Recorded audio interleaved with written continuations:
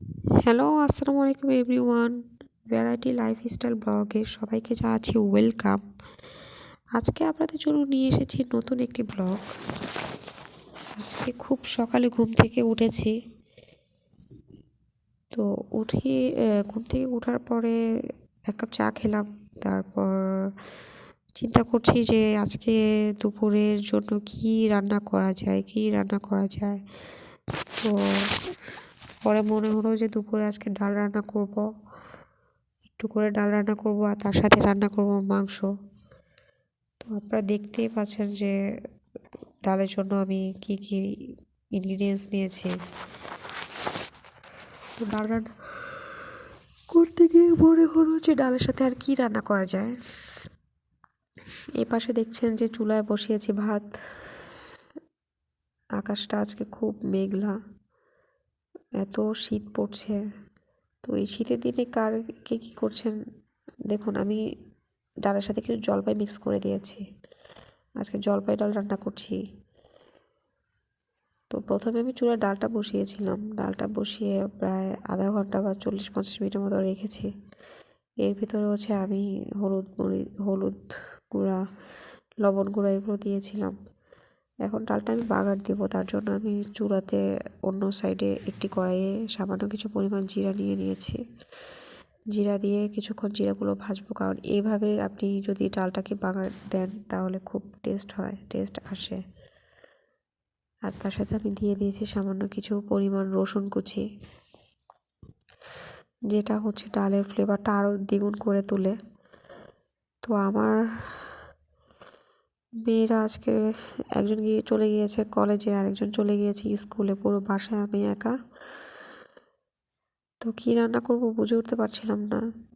দেখুন, আমার ভেজে নেওয়া জিরা আর রসুন আমি ডালে দিয়ে দিচ্ছি এখন। তো আমার ডালটা অলমোস্ট ডান। তো আপনারা কে কী করছেন আমাকে সবাই কমেন্টস করে জানাতে পারেন। আমার ব্লগ ভালো লাগলে সেটা একটু করে শেয়ার দিয়ে দিয়েন। আর আপনারা আজকে দুপুরের লাঞ্চে কে কী আইটেম করছেন সেটাও আমাকে জানাতে পারেন। আজকে মনটা খুব একটা বেশি ভালো নেই, কারণ কিছু বিষয় নিয়ে খুবই বিরক্ত। সকালে ঘুম থেকে ওঠার পরে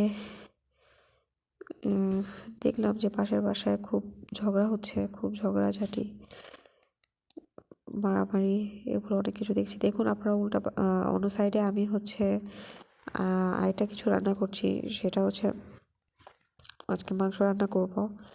তো তার জন্য আমি চুলায় আরেকটা কড়াই বসিয়ে দিয়েছি। সেখানে আমি দিয়েছি সামান্য পরিমাণ তেল, হলুদ গুঁড়া, লবণ গুঁড়া, মরিচের গুঁড়া, এগুলো দিয়ে আমি কিছুক্ষণ নাড়াচাড়া করছি। আর দেখতেই পাচ্ছেন নাড়াচাড়া করছি এবং মশলাটাকে কষাচ্ছি। তো মশলাটাকে আমি বেশ কিছুক্ষণ চুলায় রাখবো। মশলাটা যতক্ষণ পর্যন্ত না কষছে ততক্ষণ পর্যন্ত আপনার মশলার যে একটা আলাদা কাঁচা স্মেল সেটা যাবে না।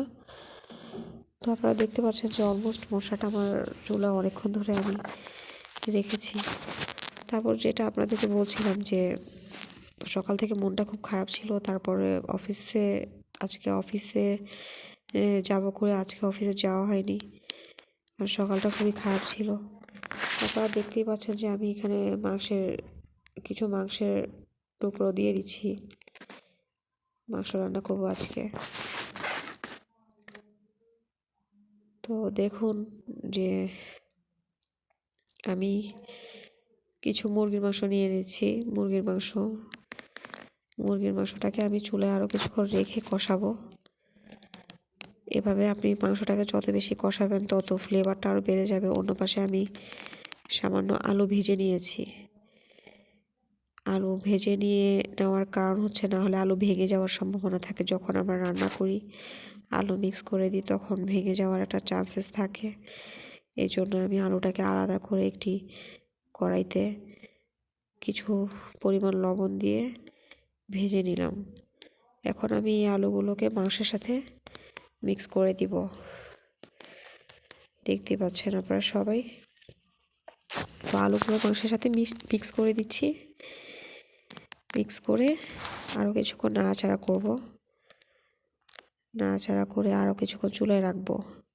তো যেটা বলছিলাম যে পাশের বাসায় খুব মারামারি হলো, কি নিয়ে ঝগড়া জানি না, 2 দিন পর মারামারি। এরপরে হচ্ছে অফিসেও আজকে যাওয়া হয়নি। তো সকালে বের হলাম, বের হয়ে একটু জগিংয়ে গেলাম। জগিংয়ে গিয়ে কিছুক্ষণ এক্সারসাইজ করে আসলাম। এসে জাস্ট হচ্ছে